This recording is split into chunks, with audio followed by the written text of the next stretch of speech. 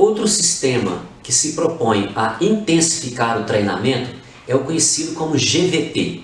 GVT é de German Volume Training, treinamento alemão de volume, que foi supostamente desenvolvido, tá, por um treinador alemão de força. Esse sistema preconiza que o praticante deverá realizar 10 séries de 10 repetições com uma intensidade aproximadamente de 60% de RM ou algumas variações em relação a esse valor, com uma pausa também de aproximadamente 1 minuto entre cada série. Bom, nenhum problema com a realização desse treinamento, inclusive recomendo que as pessoas treinem assim, porém deve ficar claro que não há como dizer que isso é uma forma de intensificar o treinamento. Por exemplo, realizar o exercício supino com 4 séries de 10 repetições e depois realizar o supino 45 com mais 3 séries de 10 repetições e depois o voador com 3 séries de 10 repetições, ou realizar somente o supino com 10 séries de 10 repetições, não implica em intensificação do treinamento. Na verdade, aumentou o volume de treinamento do exercício supino reto e nada além disso. A segunda consideração importante é que por que 10 séries de 10 tem que ter um nome? E 7 séries de 7 não tem que ter um nome. 5 séries de 5 tem o nome de Strong Lift, mas 4 séries de 4 não tem nenhum nome. Então, vocês têm que saber que existe o GVT para dialogar com as pessoas que consultarem fontes se contém esse nome lá. Mas ele não muda em nada a sua prescrição quando você pensa em 2 ou 3 variáveis estruturais somente. Número de séries, 10. Número de repetições, 10. Pausa, 1 minuto. E até uma determinada manipulação da variável peso. Mas poderia ser 10 séries de 10 repetições com 1 minuto e 40 de pausa. Poderia ser 10 séries de 7 repetições com 1 minuto e meio de pausa. Poderiam ser 8 séries de 10 repetições, 8 séries de 8 repetições, ou seja, manipulação de séries e repetições, os profissionais têm liberdade de fazê-las, caso esteja dentro do que está necessário para os seus alunos. E não é necessário que cada uma tenha um nome, como por exemplo, o GVT nesse caso, ou o Strong Lift, que é realizar 5 séries de 5 repetições. Da mesma forma, não tem que ser 10 repetições, não tem que ser 10 séries obrigatoriamente, não tem que ser 60% e não tem que ser 1 minuto obrigatoriamente. Esse nome não faz a menor diferença para a prescrição e muito menos não é recomendado que se prescreva 10 de 10 só porque existe um nome para ela. Você pode prescrever 10 de 10 se assim for necessário, mas não porque você quer prescrever algo chamado GVT. Igualmente, vamos pensar aqui agora comigo. Se o indivíduo coloca no exercício, por exemplo, vamos pegar o leg press 45 e se propõe a fazer 10 séries de 10 repetições. Lembra, não está sendo previsto 10 repetições máximas, são 10 repetições. E ele começa a primeira série de 10 com 140 quilos.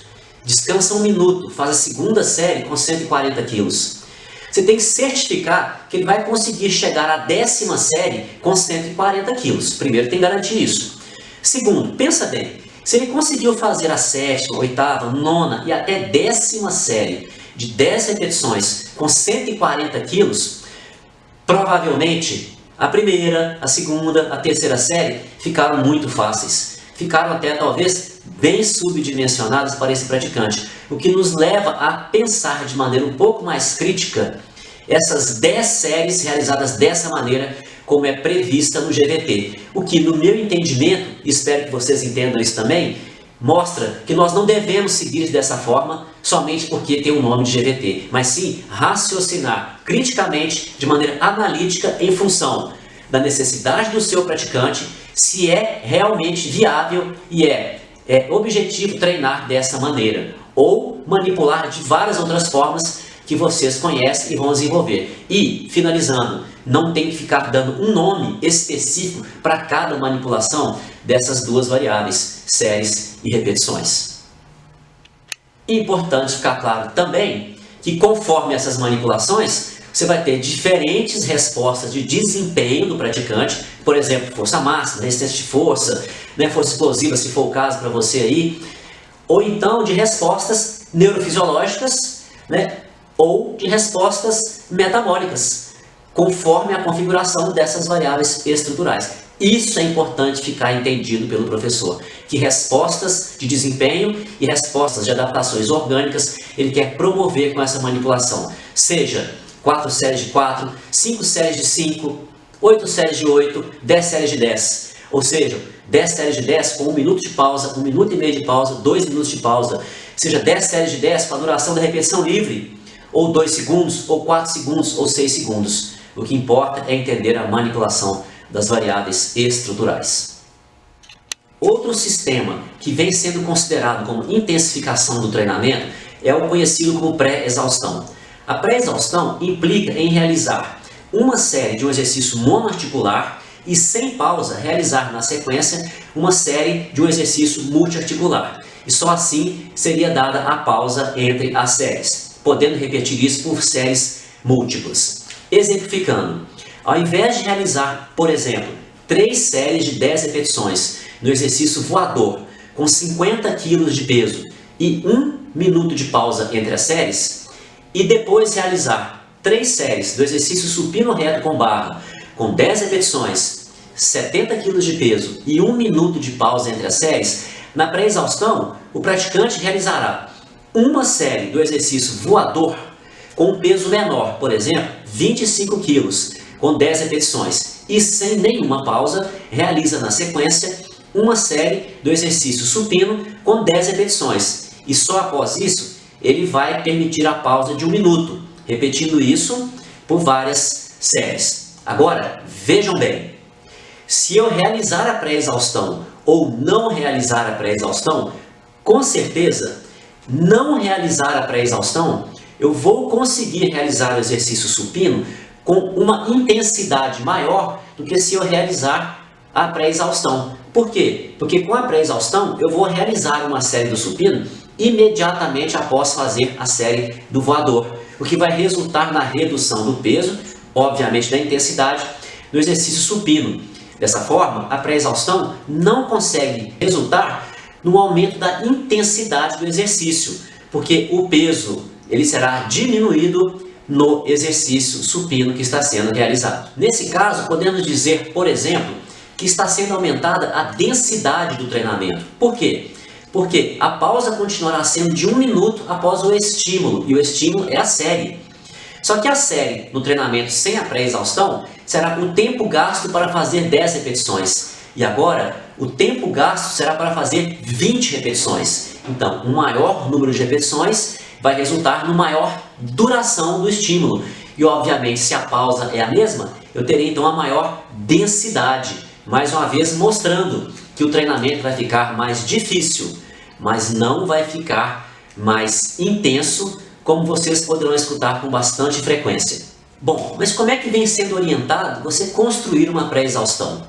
Veja bem, o primeiro exercício, no caso o monoarticular, que vai solicitar um dos mesmos músculos envolvidos no multiarticular, nesse caso aqui, os músculos peitorais, eles deveriam ser realizados com uma intensidade menor.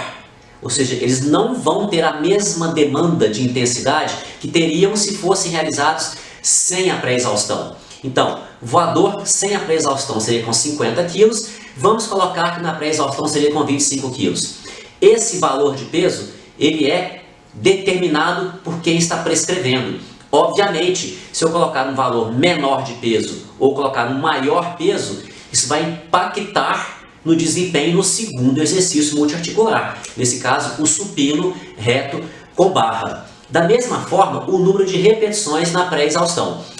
O voador, o primeiro exercício monoarticular, poderá ser feito com a quantidade de repetições que quem está prescrevendo achar necessário.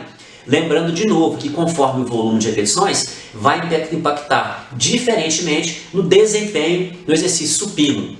Essas considerações mostram para nós que também não é possível você sustentar que existe somente uma manipulação da pré-exaustão, ou seja, quanto deveria ser de maneira unificada a intensidade do primeiro exercício monoarticular ou o volume do primeiro exercício articular. Monoarticular, a intensidade representada no peso e o volume no número de repetições. Tem que estar na mente de quem está prescrevendo a interação entre os dois exercícios. Bom, se eu fizer o primeiro exercício com a maior intensidade ou com maior volume, o segundo exercício multiarticular será realizado com menor intensidade ou com menor volume, o que vai direcionar o treinamento em uma determinada direção. Por outro lado, se eu fizer o exercício monoarticular com menor intensidade e menor volume, o segundo exercício multiarticular poderá ser feito com maior intensidade e ou maior volume, que vai direcionar o treino para uma outra direção também, se considerarmos as respostas de desempenho de força e, por exemplo, respostas neuromecânicas e metabólicas. Mas, lembrando sempre que não importa como você manipular a pré-exaustão, comparado à sua não realização, a pré-exaustão não vai intensificar o treinamento. Pelo contrário, a intensidade ela estará reduzida comparado à não realização da pré-exaustão. Como deve ter ficado claro, a pré-exaustão ela implicou na manipulação, a princípio, de duas variáveis estruturais: peso e, caso seja interesse de quem está prescrevendo, o número de repetições do primeiro exercício, que é o exercício monoarticular. E isso poderá impactar também no peso e no número de repetições do segundo exercício. Mas isso não impede de que o professor faça outras manipulações ao estabelecer uma pré-exaustão. Por exemplo, se no treinamento sem a pré-exaustão a pausa entre as séries era de 1 minuto, agora, com a série sendo realizada com um volume muito maior de repetições, porque vai ser a soma dos dois exercícios, ele poderá, por exemplo, aumentar a pausa entre as séries dentro da pré-exaustão. Então, era 1 minuto de pausa anteriormente, agora seria assim: uma série de voador, seguida de uma série de supino, e então a pausa, por exemplo, de 1 minuto e meio, permitindo uma maior recuperação de quem está executando o treinamento e impactando menos na sequência do treinamento, por exemplo, no volume e na intensidade que serão realizados.